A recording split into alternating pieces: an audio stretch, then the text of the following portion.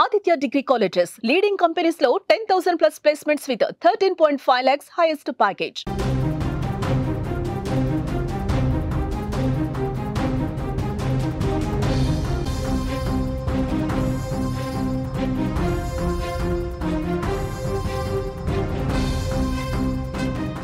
గండికోటలో దారుణ హత్యకు గురైన వైష్ణవిని చంపింది ఎవరు? ఈ ప్రశ్నకి ఇంకా సమాధానం దొరకలేదు. దొరికినట్టుగా కొంత భ్రమలు బయటకి కనిపిస్తున్నప్పటికీ ఈ ప్రశ్నకి సరైన సమాధానం దొరకలేదని పోలీసుల నుంచి స్పష్టమైన సమాచారం ఉంది. నేను చెప్తున్న ఈ మాటలు పూర్తి స్థాయిలో కడప జిల్లా పోలీసులతో మాట్లాడిన తర్వాత, వాళ్ళతో కన్ఫర్మేషన్ చేసుకున్న తర్వాత చెబుతున్న మాటలు.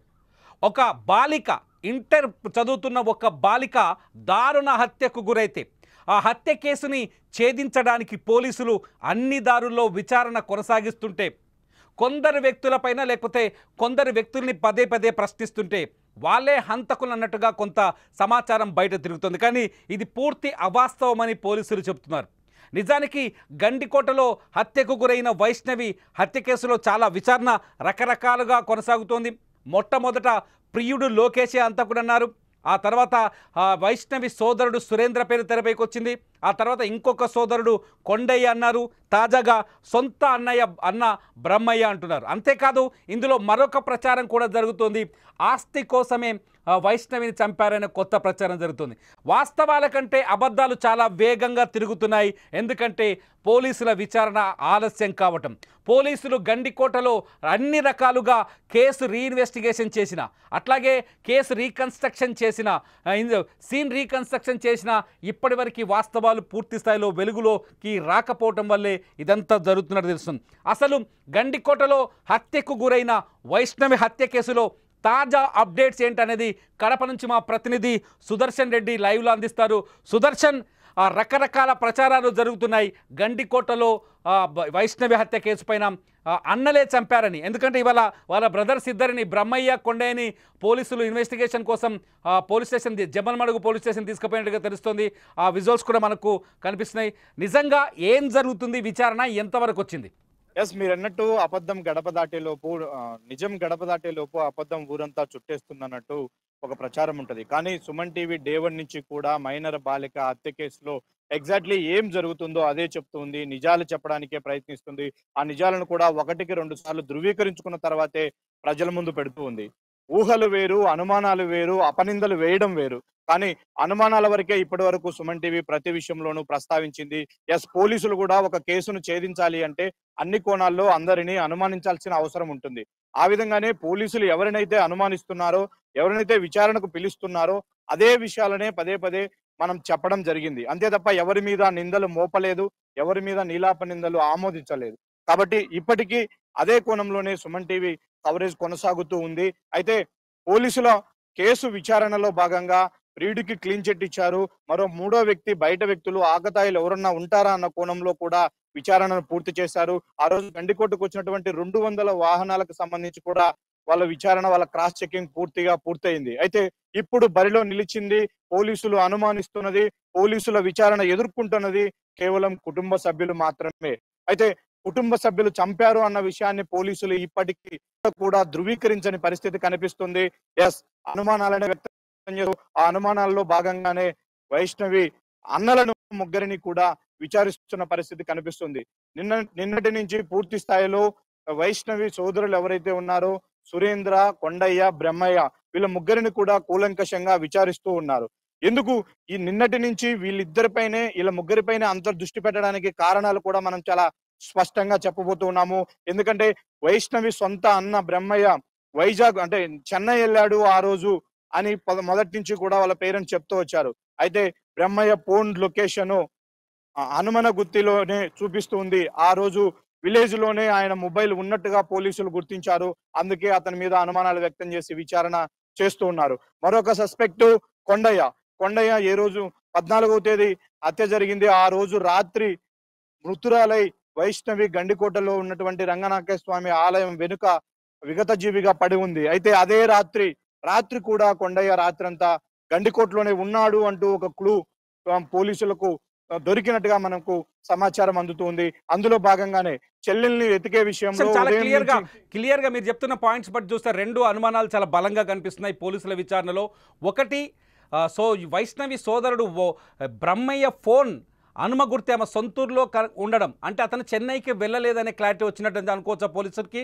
అట్లాగే కొండయ్య గండికి ఆ రోజు రాత్రంతా అంటే హత్య అంటే మంగళవారం రోజు హత్య జరిగినట్టుగా బయటకు డెడ్ బాడీ దొరికి విషయం బయటకు వచ్చింది. కానీ హత్య జరిగింది సోమవారం కాబట్టి సోమవారం నైట్ మొత్తం కొండయ్య గండికోట ఏరియాలోనే ఉన్నట్టుగా పోలీసు సెల్ ఫోన్ సిగ్నల్ దొరికితే ఖచ్చితంగా ఇవి రెండు అనుమానించాల్సిన అంశాలే అవుతాయి కదా. ఆ అనుమానాలే ఇప్పుడు తీవ్రంగా వాళ్ళ విచారణ ఎదుర్కోవడానికి కారణమవుతున్నాయి. అందుకే అన్ని కోణాల్లో చేస్తూ ఉన్నారు. ఎందుకంటే హత్య జరిగిన తర్వాత ఏం జరిగిందనే విషయాల్లో మనం ఫస్ట్ మొట్టమొదటిగా సుమన్ టీవీ వైష్ణవి తల్లిదండ్రులనే ఇంటర్వ్యూ చేయడం జరిగింది. వాళ్ళు చాలా స్పష్టంగా చెప్పారు. ప్రతిరోజు మా కొడుకే మా కూతురిని కాలేజీ దగ్గర వదిలిపెట్టేవాడు, అయితే బ్రహ్మయ్య కాలేజీ పని మీద చెన్నై వెళ్ళాడు అని చెప్పారు. అయితే ఇప్పుడు అది అబద్ధము అని తేలుతూ ఉంది. ఎందుకు అబద్ధం ఆడాల్సి వచ్చింది అన్నదే పోలీసులు అనుమానిస్తున్నారు. ఆ కోణంలోనే విచారణ చేస్తూ ఉన్నారు. ఇంకొకటి 14వ తేదీ 9 గంటలకు కాలేజీ నుంచి ఫోన్ వచ్చింది, అమ్మాయి మిస్ అయిందని. ఆ రోజు సాయంత్రం వరకు కూడా వెతికారు. సాయంత్రం పోలీసులకు ఫిర్యాదు చేశారు. అయితే సాయంత్రం పోలీసులకు ఫిర్యాదు చేసిన తర్వాత దొరకలేదు. మరుసటి రోజు మార్నింగ్ సర్చింగ్ మొదలు పెడదామని పోలీసులు చెప్పారు. కానీ కొండయ్య మాత్రం ఆ రోజు రాత్రంతా గండికోటలోనే ఉన్నాడు. ఎందుకున్నాడు అన్నదానికి తన దగ్గర ఒక కారణం ఉండొచ్చు. మా చెల్లెలు దొరకలేదు, ఇంకా తనకు తాను ఒంటరిగా అయినా ఎతకాలనే ప్రయత్నంలోనే నేను గండికోటలో ఉన్నానని సమర్థించుకునే ప్రయత్నం చేయవచ్చు. కానీ పోలీసులు రేపటి రోజు నుంచి వెతుకుదాము అని చెప్పారు. మళ్ళీ మరుసటి రోజు ఉదయాన్నే కొండయ్య పోలీసులతో జాయిన్ అయ్యాడు, సురేంద్ర జాయిన్ అయ్యాడు. పోలీసులతో కామన్ గా కలిసి వెతికే ప్రయత్నంలో మృతదేహం ఎగ్జాక్ట్లీ ఇక్కడే ఉంది అంటూ కొండయ్య మొట్టమొదట పోలీసులకు వైష్ణవి మృతదేహాన్ని చూపించాడు. కాబట్టి ఇవన్నీ కూడా అనుమానాలే. ఈ కోణంలోనే పోలీసులు విచారణ చేస్తూ ఉన్నారు. అయితే ఫస్ట్ ఇంటర్వ్యూలో సుమన్ టీవీ వైష్ణవి తల్లితో మాట్లాడించినప్పుడు ఆమె చేసినటువంటి వ్యాఖ్యలు కూడా ఇప్పుడు కొంత అనుమానాస్పదంగా కనిపిస్తూ ఉన్నాయి. ఆమె ఒక అజంప్షన్ చేసుకున్నదో మరి ఆమెకు ఎవరు సమాచారం ఇచ్చారో తెలియదు. కానీ అమ్మాయి లోకేష్ తో కలిసి మా అమ్మాయి బైక్ పైన వెళ్ళింది, ఆ బైక్ వెనకే మరో ఇద్దరు ఫాలో అయ్యారు, వాళ్ళు వస్తున్న విషయాన్ని మా అమ్మాయి గుర్తించలేకపోయింది, మొత్తం ముగ్గురు కలిసి అంటే అత్యాచారం చేసి హత్య చేసి ఉంటారు అని అనుమానించింది. హత్య చేసి ఉంటారు అని ఆమె ఆరోపించింది. అప్పటికి పోలీసులకు కూడా తెలియదు, సీసీ ఫుటేజ్ కూడా పూర్తిగా బయటికి రాలా. ఎందుకంటే లోకేష్ ఒంటరిగా బయటికి వస్తున్నాడు అక్కడి నుంచి అమ్మాయిని డ్రాప్ చేసే విషయం అప్పటికి ఇంకా పోలీసులు ధృవీకరించలా. ఎలాంటి సీసీ ఫుటేజ్ కూడా బయటికి రాకముందే ఆమె ఆ కోణంలో ఎందుకు వ్యాఖ్యానించాల్సి వచ్చింది? సరే, తన కూతురికి జరగరాని అఘాయిత్యం జరిగింది, చనిపోయిందని తెలిసిన తర్వాత నిందలేయడమో అనుమానించడమో మామూలే.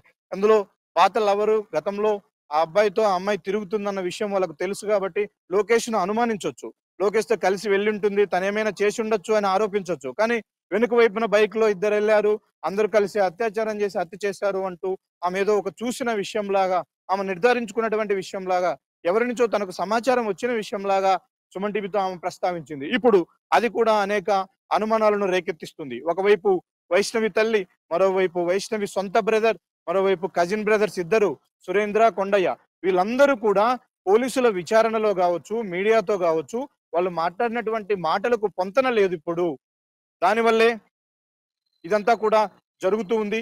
అందుకే పోలీసులు బలంగా ఆ కుటుంబాన్ని అనుమానిస్తూ ఉన్నారు.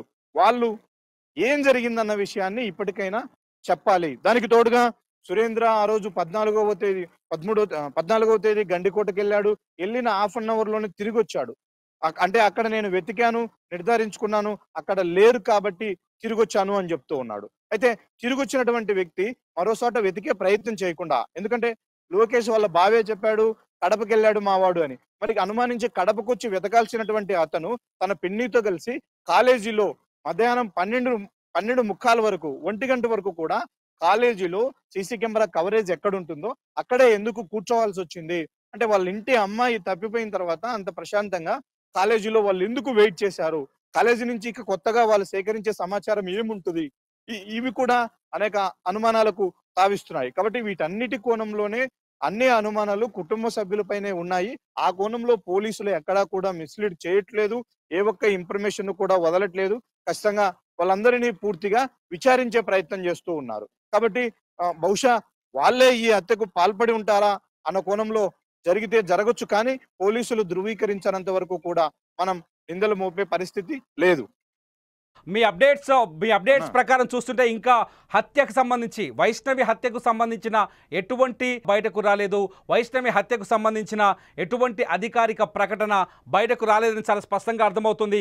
వైష్ణవి దారుణ హత్యకు గురైంది. అయితే ప్రస్తుతానికి కుటుంబ సభ్యుల చుట్టూ విచారణ కొనసాగడంతో కుటుంబ సభ్యుల పేర్లని కొంత బయటకు తీసుకొచ్చినట్టుగా కనిపిస్తుంది. పోలీస్ స్టేషన్కి జమ్మలమడుగు పోలీస్ స్టేషన్కి వాళ్ళ బ్రదర్స్ ఇద్దరిని తీసుకెళ్లిన విజువల్స్ ఇంతకుముందు మీరు స్క్రీన్లో చూశారు. సుమన్ టీవీ దగ్గర కూడా విజువల్స్ ఉన్నాయి. కాకపోతే ఇంకా ఆ విజువల్స్ మీరు చూడొచ్చు. అయితే సుదర్శన్ ఎవరైతే బ్రహ్మయ్య లొకేషన్ ఆ రోజు హనుమ గుర్తులో ఉన్నట్టుగా బ్రహ్మయ్య పైన అనుమానాలు ఉన్నాయి. బ్రహ్మయ్య సొంత అన్నయ్య వైష్ణవికి ప్రతిరోజు అతనే కాలేజ్ దగ్గర దించేసేవాడు. బ్రహ్మయ్య ఆ రోజు చెన్నై పోయినట్టుగా కుటుంబ సభ్యులు చెప్తున్నారు. బ్రహ్మయ్యని అలా పోలీసులు తీసుకెళ్లి ప్రశ్నిస్తున్నారు. పోలీసులు ఏం చెప్తున్నారు, ఈ కేసులో టెక్నికల్ ఎవిడెన్స్ దొరికిందా, ఎందుకు ఇంత టైం తీసుకుంటున్నారు కేసును తేల్చేయడానికి? ఎందుకంటే ఒక రూరల్ ఏరియాలో ఒక స్పష్టమైన సీసీ కెమెరాలు ఉన్న పరిసర ప్రాంతాల్లో జరిగిన హత్య ఇది. ఇటువంటి మిస్టరీని ఛేదించడం పెద్ద కష్టమైన పనేమి కాదు. టెక్నికల్ ఎవిడెన్స్ కూడా బోల్డ్ అంతా పోలీసుల దగ్గర ఉన్నట్టుగా తెలుస్తుంది.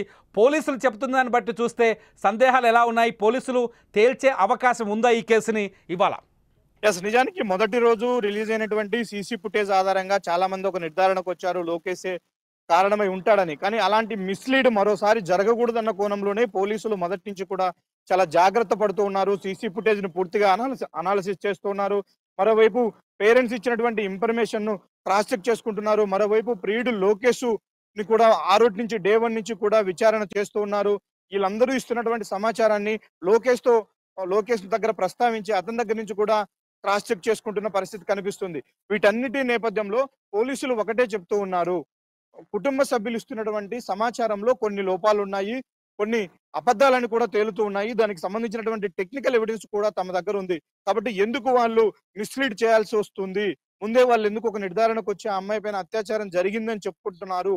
కాబట్టి ఇవన్నీ కూడా ఆలోచించాలి. కాకపోతే మనం అనుకుంటున్నది సీసీ ఫుటేజ్లు ఉన్నాయి, నెట్వర్క్ సిగ్నల్స్ ఉన్నాయి. ఇంత టెక్నాలజీ ఉన్నటువంటి ఈ తరుణంలో ఇలాంటి కేసును ఛేదించడానికి పోలీసులకు ఎందుకు ఆలస్యం అవుతుంది అన్నది క్వశ్చన్.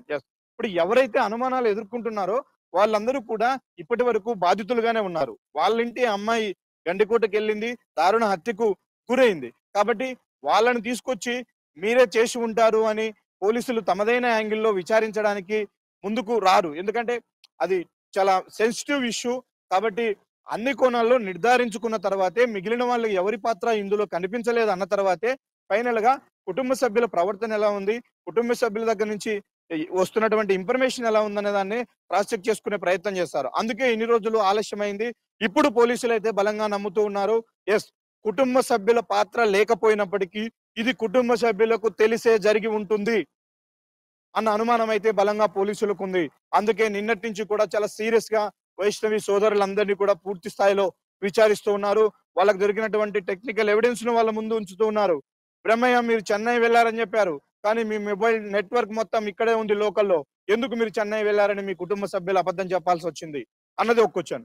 మరొకటి, కొండయ్య రాత్రంతా ఈవినింగ్ వరకు పోలీసులతో కలిసి వెతికారు, మళ్ళీ రాత్రి మీరు ఒక్కరే గండికోటలో ఉండి వెతకాల్సినటువంటి అవసరం మీకేమొచ్చింది అని కొండయ్యను సూటిగా ప్రశ్నిస్తున్న పరిస్థితి. ఇప్పుడు ఈ ప్రశ్నలు వాళ్ళు ముందుంచారు, కొన్ని ఎవిడెన్సెస్ వాళ్ళ ముందుంచారు. ఇప్పుడు వాళ్ళు చెప్పబోయే సమాచారంతోనే పోలీసులు ఒక నిర్ధారణకు వచ్చే అవకాశం ఉంటుంది. కానీ అఫిషియల్ గా పోలీసులు అయితే ఏ విధమైనటువంటి అనౌన్స్మెంట్ చేయలేదు.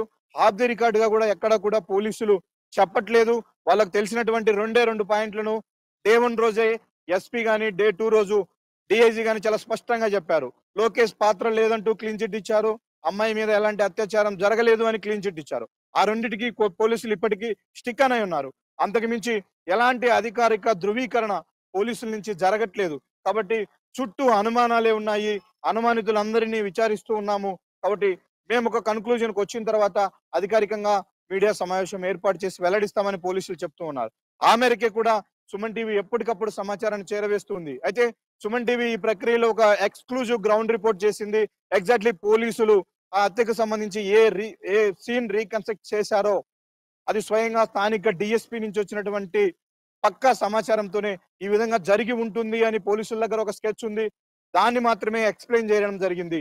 ఈ విధంగా జరిగి ఉండొచ్చు, ఇంత దూరానికి బాడీని తీసుకెళ్లి ఉండొచ్చు, ఇక్కడ పడవేసి ఉండొచ్చు, అంతేగాని అందులో ఎవరి పాత్ర ఉంది, ఎవరి ప్రమేయం ఉందనేది మనం ఎక్కడా కూడా చెప్పలేదు. ఎందుకంటే పోలీసులు ఒక నిర్ధారణకు రానంత వరకు కూడా చెప్పే అవకాశం లేదు. ఇది విషయం మనకు కడప నుంచి అందుతున్న లైవ్ అప్డేట్. ఇప్పుడు ఈ లైవ్ అప్డేట్లో చాలా స్పష్టంగా కొన్ని విషయాలు కీలకమైన అంశాలు తెరపైకి వచ్చినాయి. ఇంకా హంతకులు ఎవరు అని తేల్చలేదు. బయట జరుగుతున్న ప్రచారం వాస్తవం కాదని పోలీసులు చాలా స్పష్టంగా చెప్తున్నారు. ఈరోజు సాయంత్రం 7 గంటల లోపు వైష్ణవి హత్య కేసుకు సంబంధించిన ఒక కీలకమైన సమాచారాన్ని సుమన్ టీవీ మీకు అందించబోతుంది. వైష్ణవి హత్య కేసులో ఒక కీలకమైన ఇంటర్వ్యూను మీకు ప్రజెంట్ చేయబోతుంది. ఈ ఇంటర్వ్యూతో వైష్ణవి హంతకులు ఎవరైతే దానిపైన ప్రేక్షకులకు కూడా కొంత క్లారిటీ వచ్చే అవకాశం కనిపిస్తుంది. వైష్ణవి హత్య ఖచ్చితంగా ఇది కుటుంబ సభ్యులకు తెలిసే జరిగిందని పోలీసులు నమ్ముతున్నట్టుగా ఇప్పటికైతే పోలీసుల దగ్గర ఉన్న స్టేటస్ కేవలం కుటుంబ సభ్యులకు తెలిసి జరిగి ఉంటుందని అంతే. ఈ నేపథ్యంలోనే వాళ్ళ బ్రదర్స్ ఇద్దరిని జమ్మలమడుగు పోలీస్ స్టేషన్కి పిలిచి విచారిస్తున్నారు. అయితే టెక్నికల్ ఎవిడెన్స్ అన్నీ మ్యాచ్ అయితే తర్వాత టెక్నికల్ ఎవిడెన్స్ అంతా క్లియరెన్స్ వచ్చిన తర్వాతే హంతకులు ఎవరనే విషయం బయటపడుతుంది. అప్పటి వరకు హంతకులు ఎవరనేది స్పష్టంగా తెలిసే వీలు లేదు. ఎవరైనా హంతకులుగా భావిస్తే అది వాస్తవం కాదనేది మాకు అందుతున్న సమాచారం బట్టి తెలుస్తోంది. ఇది వైష్ణవి హత్య కేసులో ఈరోజు ఈ పూటకి ఉన్న అప్డేట్ సమాచారం. వైష్ణవి హత్యకు సంబంధించిన మరింత అప్డేట్ సమాచారం కోసం అట్లాగే సాయంత్రం 7 గంటలకు మేము అందించబోయే ఒక బ్లాస్టింగ్ ఇంటర్వ్యూ కోసం చూస్తూనే ఉండండి సుమన్ టీవీ డిజిటల్ లైవ్, అట్లాగే డిజిటల్ సుమన్ టీవీ లైవ్.